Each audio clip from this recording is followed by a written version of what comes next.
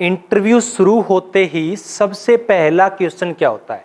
जो इंटरव्यू दे चुके हैं उनको पता है, जो नहीं पहली बार देने जा रहे हैं तो वो समझ लें कि जैसे ही इंटरव्यू शुरू होता है तो पहला एक क्वेश्चन ये होता है कि आप अपने बारे में कुछ बताएं या अपनी एजुकेशन के बारे में कुछ बताएं।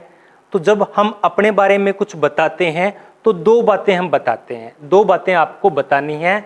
आप पहले अपने मूल निवास के बारे में जानकारी देनी है और उसके बाद में आपको एजुकेशन क्वालिफिकेशन के बारे में बताना होता है। तो 99% इंटरव्यू की शुरुआत है वो यहीं से होती है। 1% ये संभावना बनती है कि वो आपके नाम से शुरू कर दे कि आपके नाम का अर्थ क्या है, लेकिन आजकल क्या है कि आरपीएससी ने नाम पूछने की परंपरा बंद हो गई है, तो इसकी संभावना बहुत ही कम है। तो पहला क्वेश्चन यही होगा कि आप अपने बारे में बताइए, आप कहाँ से आए हैं, आपकी एजुकेशन क्वालिफिकेशन क्या है। तो ये जब क्वेश्चन होता है तो हमारा आंसर ये होता है कि सर मैं यहाँ से का रहने वाला हूँ, यहाँ से आया हूँ और मेरी एजुकेशन क्वालिफिकेशन ये है 10वीं 12वीं बीए और एमए के बारे में आप बताते हो और वर्तमान में आप क्या कर रहे हो तो ये आप बताते हो। तो जब ये पहला अपना उत्तर होता है उसी में से हमारा दूसरा क्वेश्चन पूछा जाता है। तो दो चीजें हम बता चुके होते हैं, हम अपने गृह जिले के बारे में बता चुके होते हैं, दूसरा हम अपने एजुकेशन के बारे में बता चुके होते हैं। तो संभावना ये होती है कि अगर एजुकेशन आपकी नियमित रूप से है, आपके 10th 12th और बीए और एमए अगर आपने नॉर्मल तरीके से किया है तो कोई विशेष पर्सन नहीं बनता है। लेकिन अगर एजुकेशन क्वालिफिकेशन में कुछ अलग दिखाई दे रहा है तो पहला पर्सन है वो एजुकेशन से पूछा जा सकता है। अलग किस प्रकार से? जैसे आपके बीच में कोई 4-5 साल का गैप है, अंतराल है, तो प्रश्न बन सकता है कि इतने साल आपने क्या किया, ये अंतराल का कारण क्या है। दूसरा, अगर विविधता है, किसी ने की है और उसके बाद में उसने एमए सोशियोलॉजी किया है या कोई और सब्जेक्ट से किया है, तो प्रश्न पूछा जा सकता है कि आप साइंस के विद्यार्थी हो तो आप फिर आर्ट्स में क्यों आए, इसका कारण क्या है। तो अगर कोई प्राइवेट कर रहा है तो स्वाभाविक सा कारण ये दे सकता है कि सर मैं रेगुलर नहीं स्टडी कर सकता था, नहीं कर सकती थी, इसलिए मैंने प्राइवेट स्टडी करने के लिए इस विषय का चयन किया, अगर साइंस बैकग्राउंड से है। या फिर आपके पास बीए में कुछ और सब्जेक्ट होते हैं और आपके पास एमए में कोई और सब्जेक्ट है, तो इससे भी प्रश्न पूछा जा सकता है।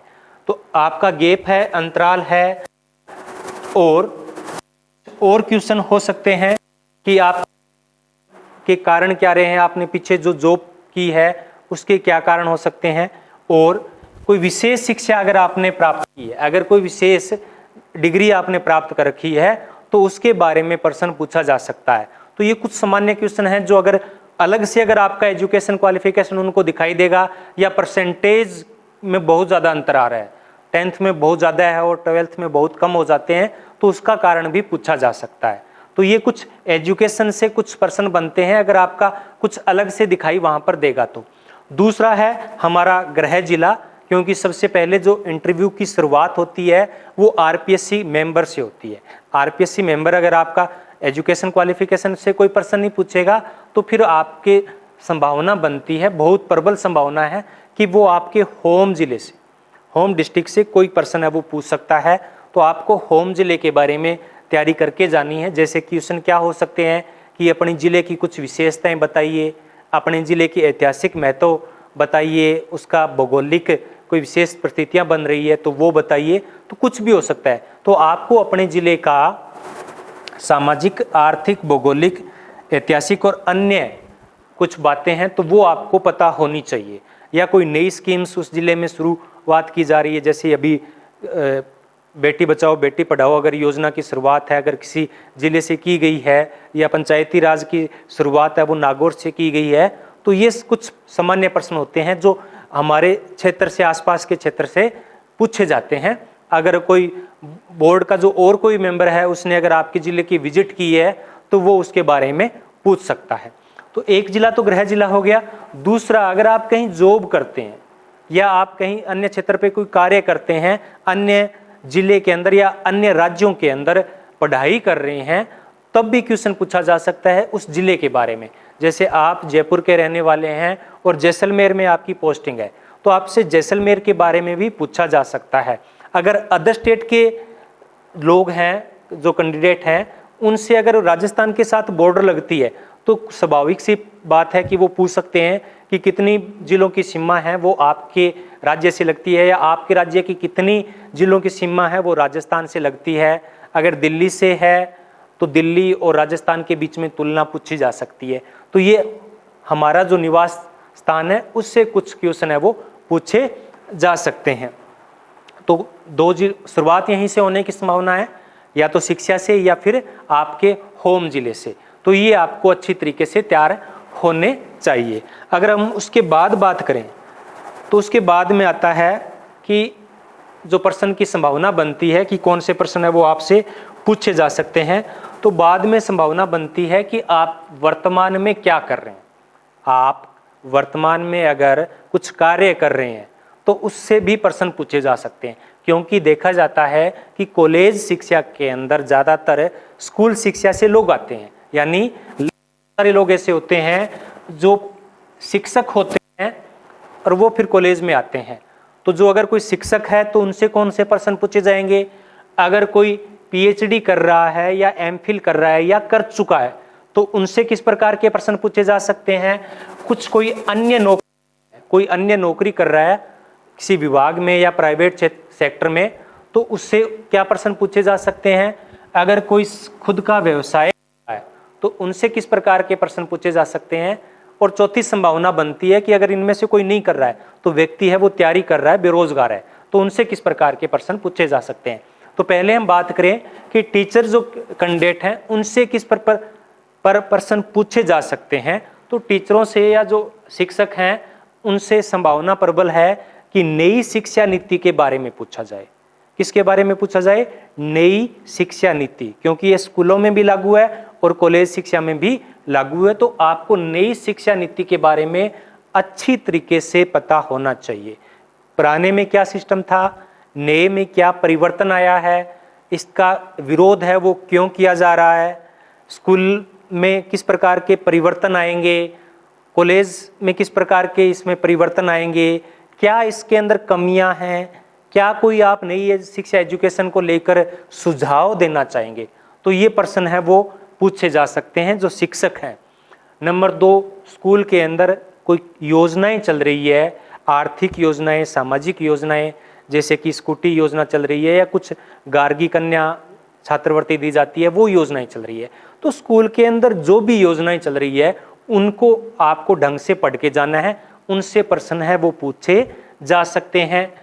या फिर सरकारी और प्राइवेट शिक्षण संस्थानों की तुलना पूछी जा सकती है कि प्राइवेट स्कूलों के अंदर तो स्टाफ होता है वो बहुत ज़्यादा क्वालिफिकेशन उनकी नहीं होती है, फिर भी उनका जो परिणाम है वो बेहतर रहता है सरकारी स्कूलों की बजाय, या सरकारी जो एम्प्लॉई है वो खुद अपने बच्चों को प्राइवेट में क्यों पढ़ाते हैं, तो इसके क्या कारण हैं, या सरकारी स्कूलों के अंदर शिक्षा का जो स्तर कम हो रहा है इसके क्या कारण हैं। तो इस प्रकार के क्वेश्चन भी पूछे जा सकते हैं जो शिक्षक हैं।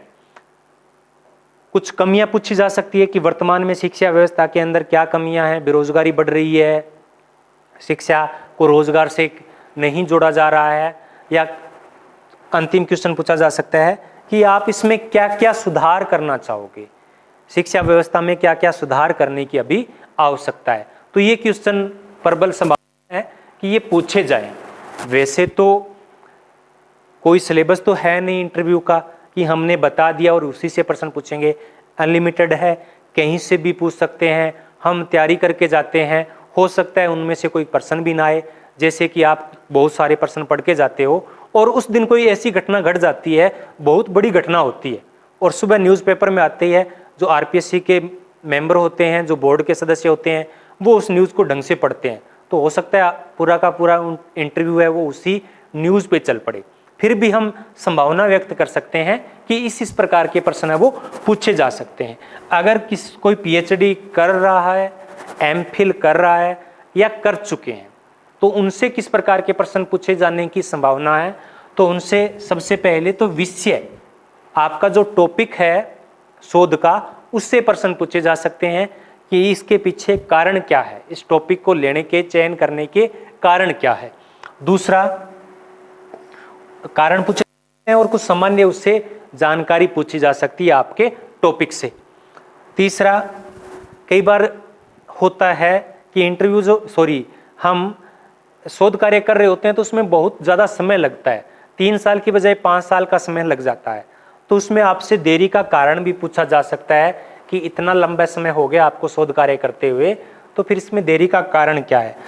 इसमें प्रबल संभावना है कि अनुसंधान पद्धति से, रिसर्च मेथोडोलॉजी से प्रश्न पूछे ही जाएंगे। अगर कोई पीएचडी का स्टूडेंट है या कर चुका है, रह चुका है, तो उससे अनुसंधान पद्धति के बारे में पूछा जाएगा।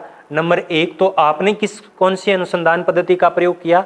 जब हम अनुसंधान पद्धति की बात करते हैं तो उसमें सब कुछ आ जाता है, उसमें प्राकल्पना आ जाता है, अनुसंधान प्रारूप आ जाता है, उसके अंदर तथ्य संकलन की जो विधियां हैं वो आ जाते हैं, या उसके अंदर व्यक्तिनिष्ठता और वस्तुनिष्ठता का प्रश्न आ सकता है, कुछ भी आ सकता है।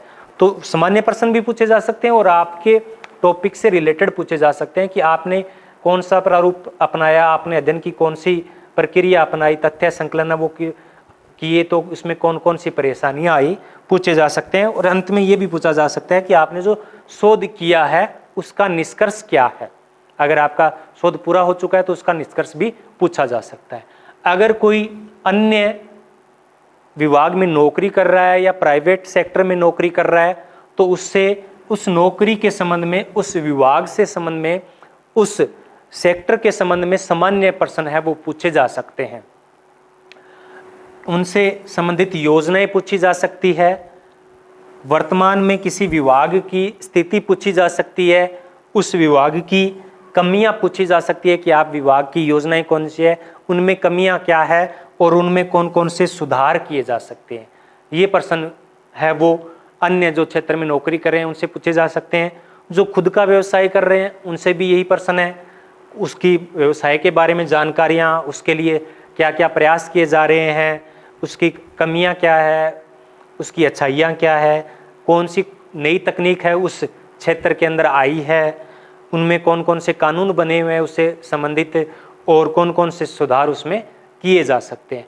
और उसके बाद में बचता है कि जो कोई भी कार्य नहीं कर रहा है, केवल और केवल प्रतियोगी परीक्षाओं की तैयारी कर रहा है, उनसे किस प्रकार के प्रश्न पूछे जा सकते हैं। तो उनसे सामान्य प्रश्न पूछे जा सकते हैं, जैसे जिले के बारे में हो सकता है उससे ज़्यादा प्रश्न पूछे जाएं। उसका जो स्पेशलाइजेशन है ये एक महत्वपूर्ण चीज़ है, ये सबसे महत्वपूर्ण चीज़ है स्पेशलाइजेशन। हम एमए करते हैं तो एमए में हमारे 2 सब्जेक्ट होते हैं, वो हमारे स्पेशल होते हैं, बाकी तो सारे कॉमन होते हैं, तो उनसे प्रश्न पूछे जाने की संभावना है वो ज़्यादा है। और उस दशा में जब अगर हमारा इंटरव्यू अच्छा नहीं जा रहा है और अगर हमें आंसर उनके नहीं आ रहे हैं तो वो इंटरव्यू बोर्ड है वो आपसे पूछ सकता है कि आप किसकी तैयारी अच्छे करके आए हैं, कौन सा पक्ष है वो आपका मजबूत है। तो वो आपको फिर स्पेशलाइजेशन से आप प्रश्न पूछ सकते हैं, या आपका जो मजबूत पक्ष है उसके बारे में प्रश्न पूछ सकते हैं। अनुसंधान के बारे में तो सभी से पूछा जा सकता है, क्योंकि कॉलेज शिक्षा के अंदर 2 चीज़ें होती है, एक अध्ययन भी होता है और एक शोध कार्य भी होता है। तो अध्ययन के बारे में भी प्रश्न पूछे जाएंगे और शोध कार्य के बारे में भी प्रश्न पूछे जा सकते हैं। रिसर्च मेथोडोलॉजी से किसी से भी प्रश्न है वो पूछा जा सकता है, क्योंकि आपको बाद में यही तो कार्य करना होगा। और कोई आदर्श व्यक्ति क्या है आपका वो पूछा जा सकता है, हॉबी क्या है, इस पर प्रश्न है वो पूछे जा सकते हैं। तो ये कुछ सामान्य बिंदु थे जो वर्तमान स्थिति के आधार पे पूछे जा सकते हैं। अब ये है कि कौन कौन से प्रश्न हैं वो पूछे जाने की संभावना अधिक है, या हम किस प्रकार से किन किन प्रश्नों को तैयार करके जा सकते हैं। तो जो मेरा विशेष ध्यान है, जो मेरी आपको राय है, वो राय ये है कि क्योंकि कॉलेज शिक्षक का कार्य क्या है, बच्चों को पढ़ाना, तो वो आपसे पढ़वा के देखेंगे, डेमो क्लास आपके लगवाएंगे। तो पिछली बार तो डेमो क्लास लगवाई थी, उससे पीछे एक दो बार कागज दिया गया था, उस पे कुछ से पढ़वा के उन्होंने देखा था। तो प्रबल संभावना है कि वो डेमो क्लास आपकी लगवा के देखें। सामने बोर्ड होगा, आपको एक डिजिटल बोर्ड होगा, पेन दे दिया जाएगा कि कोई भी टॉपिक है आप वो पढ़ाइए, कोई भी टॉपिक है वो पढ़ाइए। तो आपको वहाँ जाकर उन टीचर्स को बोर्ड को आपको पढ़ाना होगा। तो ये अपना सबसे स्ट्रॉन्ग पॉइंट है। क्या है? सबसे स्ट्रॉन्ग पॉइंट है, क्योंकि हमारा कार्य क्या है? पढ़ाना है, और हम इसकी तैयारी कर सकते हैं। बाकी तो देखो, क्या पूछे क्या ना पूछे उसकी तैयारी हम नहीं कर सकते, वो कुछ भी पूछ सकते हैं, हो सकता है वो हमारा भाग है वो तैयार ना हो। लेकिन डेमो क्लास का हमें सबसे पहले पता है कि ये डेमो क्लास होगी, हमसे वो किसी विषय पर पढ़वा के देखेंगे, तो इसकी हमें अच्छी तरीके से तैयारी करके जानी है।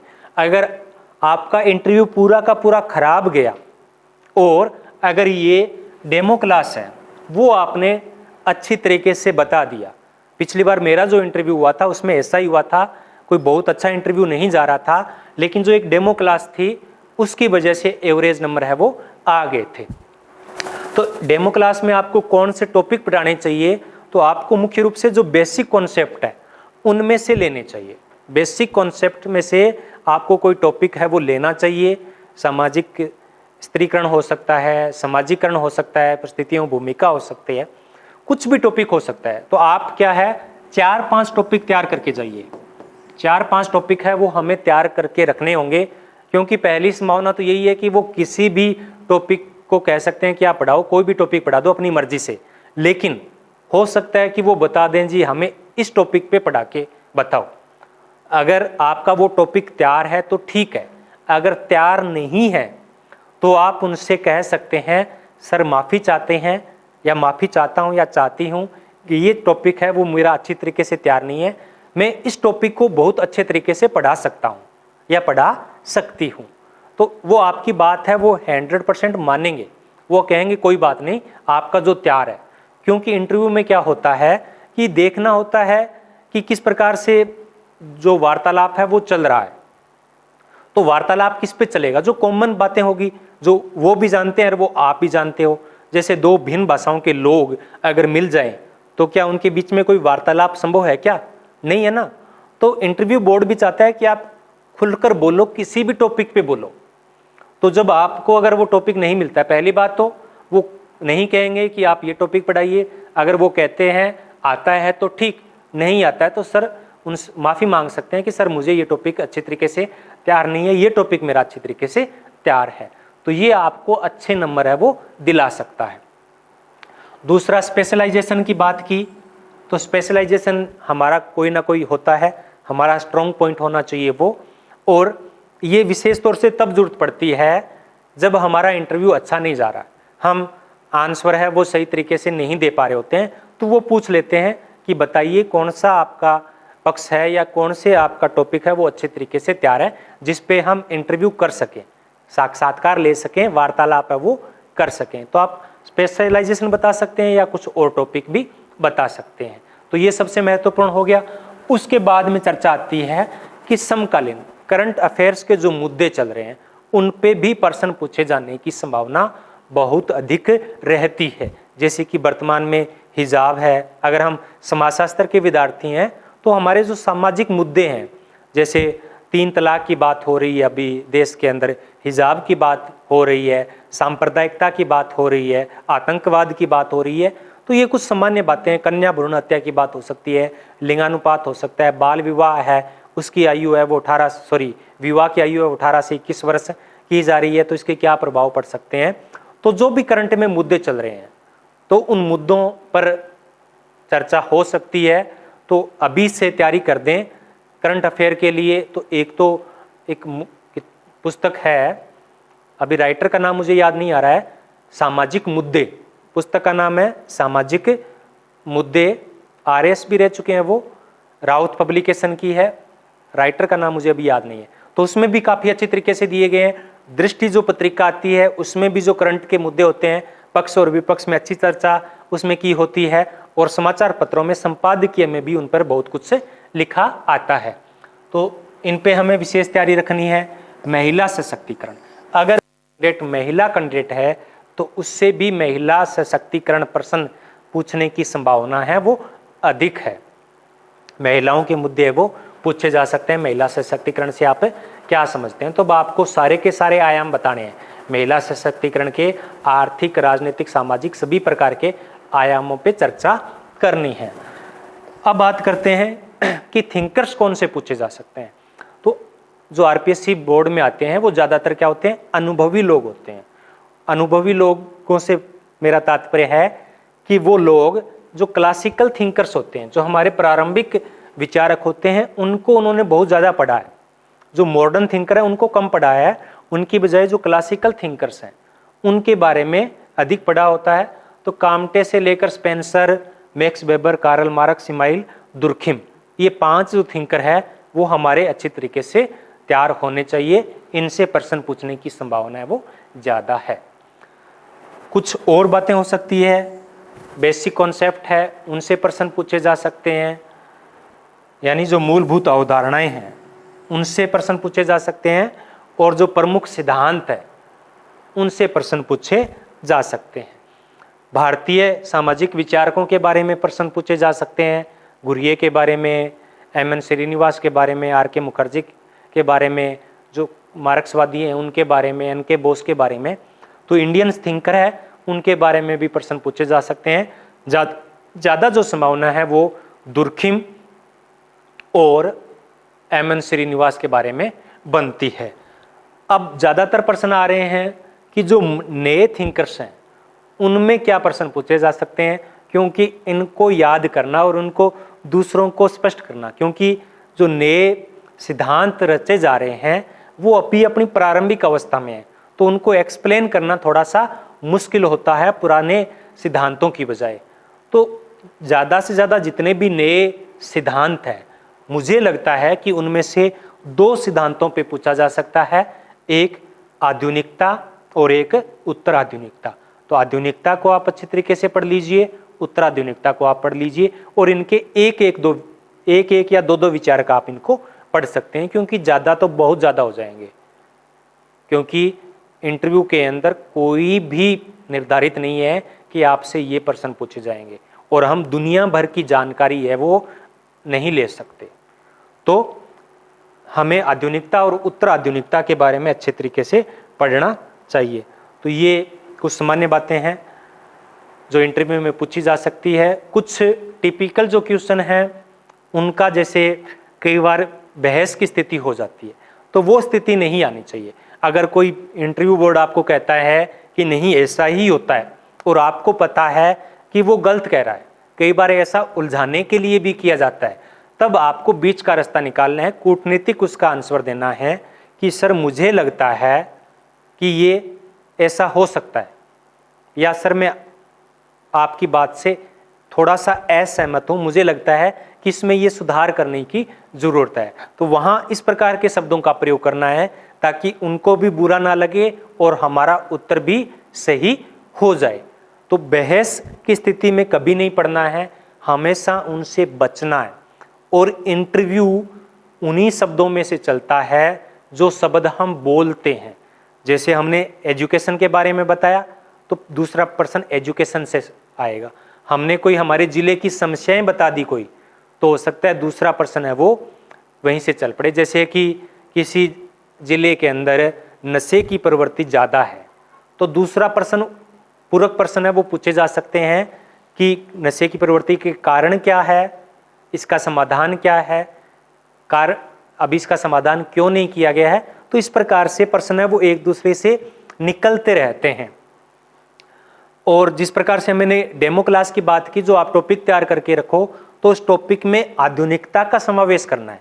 ऐसा नहीं कि आपने कोई टॉपिक लिया और सारी की सारी पुरानी राम कथा आप बोलते जा रहे हो, तो उस टॉपिक पे रिलेटेड कौन कौन सी नई बुक्स आई है, कौन सी नई थ्योरी आई है, किसने कोई नवीनतम टिप्पणी की है, या उसमें आप किसी घटना के साथ अगर उसको आप जोड़ सको जो कि हाल फिलहाल कहीं घटित हुई है, तो वो ज़्यादा अच्छा रहेगा। तो इस प्रकार हमें किसी प्रकार के टिपिकल क्वेश्चन होते हैं उनसे बचना है, और अपने शब्दों में, अपने उत्तरों में कहीं भी धर्म, जाति सांप्रदायिकता, राजनीति, राजनीतिक दलों, इनका प्रयोग खुद नहीं करना है। अगर हमने कह दिया कि जैसे प्रश्न पूछ लिया कि सांप्रदायिकता के कारण क्या है, हमने कहा कि सांप्रदायिकता है वो किसी एक संप्रदाय विशेष के कारण हो रही है। मॉब लिंचिंग का कारण क्या है कि एक संप्रदाय विशेष कर रहा है, तो वहीं मान लो कि आपका इंटरव्यू खराब हो जाएगा। हम फिर वो और ज़्यादा क्वेश्चन पूछेंगे, हम राजनीति पे आएंगे, धर्म पे आएंगे, तो वहीं अपना इंटरव्यू है वो नेगेटिव चलना शुरू हो जाएगा। तो अपने को कहीं भी इन शब्दों का प्रयोग नहीं करना है। उत्तर है वो सोच समझ कर देने हैं। ऐसे किसी शब्द का प्रयोग नहीं करना है जो हमें नहीं पता हो।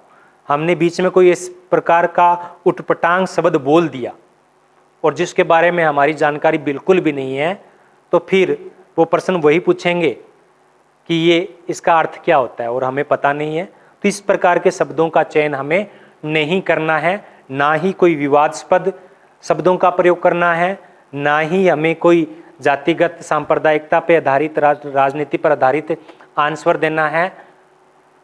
अब हम बात करते हैं कि मेरिट क्या जा सकती है। तो ये सभी को थोड़ा थोड़ा तो आइडिया है, लेकिन सभी एक दूसरे से सुनना चाहते हैं। तो जो मैंने पहली बार आंकलन किया था रिटर्न के एग्ज़ाम का, वो मेरा आंकलन ये था, जैसे हम 2020 की इसकी बात करें रिटर्न की, तो इसमें मेरा आंकलन था कि अपना है जो लगभग 91 से 93 तक जा सकती है। 91 से 93 का आंकलन था, लेकिन 4 नंबर है वो प्लस चली गई है। कितने? 4 प्लस चली गई है। तो ये ओबीसी में भी यही बात है। एससी और एसटी का यही अपने आइडिया लगाया था कि 86 से लेकर 88 तक है वो अपनी मेरिट जा सकती है। तो सभी के अनुमान से थोड़ी सी ऊपर गई है, ज़्यादा ऊपर नहीं गई है, थोड़ी सी ऊपर गई है। तो इसके कारण क्या हो सकते हैं? तो इसका कारण, जैसे हम अगर पिछले परिणाम की बात करें, 2014 की वैकेंसी की बात करें, तो लगभग पेपर वैसे ही थे दोनों सब्जेक्ट के, लेकिन जो जीके का प्रश्न था वो थोड़ा सा टफ था पिछले के मुकाबले। तो उस वजह से नंबर है वो कम रहने चाहिए थे, 4-5। और ये जो 4-5 नंबरों की हम कम की बात कर रहे थे, उसका एकमात्र आधार वही था। लेकिन क्या हुआ कि राजस्थान के जो कैंडिडेट थे उन्होंने बहुत ज़्यादा प्रश्न हल किए, तो वो कम पे आ गए। और जो अदर स्टेट के स्टूडेंट थे उन्होंने क्या किया, सेफ गेम खेला, जितने उनको आंसर आ रहे थे उतने किए। अगर किसी को 100 में से 40% आ रहे थे एक्यूरेट, तो उसने क्या किया, 40 ही किए, तो उसके कितने नंबर बने, उसके 20 नंबर आए। और राजस्थान के कैंडिडेट है उसके भी 20 आए। तो उस वजह से अब की बार पिछले वैकेंसी के मुकाबले अदर स्टेट के कैंडिडेट ज़्यादा हैं, तो उस वजह से ये 4-5 नंबर है वो ज़्यादा रही है। तो लगभग समान रही है। पीछे की अगर बात करें तो लगभग समान है, सिर्फ का अंतर आ रहा है, सॉरी 1 नंबर का अंतर है, 1 नंबर कम है। और यहाँ भी कम है और यहाँ भी 4-5 नंबर का अंतर आ रहा है। यहाँ 5 नंबर का अंतर आ रहा है, यहाँ 5 नंबर का अंतर आ रहा है। तो 5 नंबर ये कम क्यों हुए एससी और एसटी के, और जनरल में ये अंतर क्यों नहीं आया? इसका एकमात्र कारण यही है कि अब की बार जो राजस्थान के बाहर के कैंडिडेट हैं उन्होंने भी अच्छा परफॉर्मेंस दिया है। उस वजह से मेरिट है वो 4-5 नंबर अनुमान से ज़्यादा चली गई है। और उसका फर्क है वो किस पे पड़ेगा? वो जनरल की मेरिट पे पड़ेगा। वो किस पे पड़ेगा? जनरल की मेरिट पे भी पड़ेगा। तो जो 136 के लगभग हमारी पिछली बार मेरिट गई थी, तो मेरा अनुमान है कि अब की बार ये मेरिट है वो ज़्यादा अंतर नहीं रहेगा, केवल 2 या 3 नंबर का रहेगा। यहाँ जो 2-3 नंबर का देखने को मिला था वो अंतर यही देखने को मिलेगा। 2 या 3 नंबर है वो मेरिट है वो नीचे जा सकती है, अनुमान है। हो सकता है अनुमान गलत भी हो, क्योंकि अंतिम पता तो जब रिजल्ट आएगा तभी लग पाएगा। दूसरी बात, अगर ओबीसी की बात करें तो ओबीसी है यहाँ अगर 2-3 नंबर का अंतर आ रहा है तो ओबीसी की मेरिट में 3 या 4 नंबर का अंतर आ जाएगा। कितने नंबर का अंतर आ जाएगा?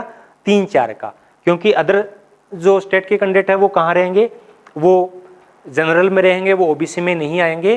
तो हो सकता है कि अनुमान से जनरल के मुकाबले ओबीसी की है वो थोड़ी सी कम रह जाए, 1-2 नंबर कम रह जाए, यानी पिछली बार 129 थी तो 125 से 126 रह सकती है। अगर हम एससी और एसटी की बात करें तो जो अंतर यहाँ 5 नंबर का अंतर आया है वो अंतर यहाँ भी कायम रहेगा। यहाँ भी 5-5 नंबर है वो पिछले के मुकाबले कम हो जाएंगे। एससी की पिछली बार 115 रही थी तो अब की बार हो सकता है 110 या 12 रह जाए। एसटी की 119 रही थी तो हो सकता है 114 और 115 के बीच में रहे। तो ये अनुमान है, अंतिम मेरिट के बारे में स्पष्ट रूप से कुछ भी नहीं कहा जा सकता। अगर आपको ये वीडियो पसंद आया हो तो लाइक कीजिए, चैनल को सब्सक्राइब कीजिए।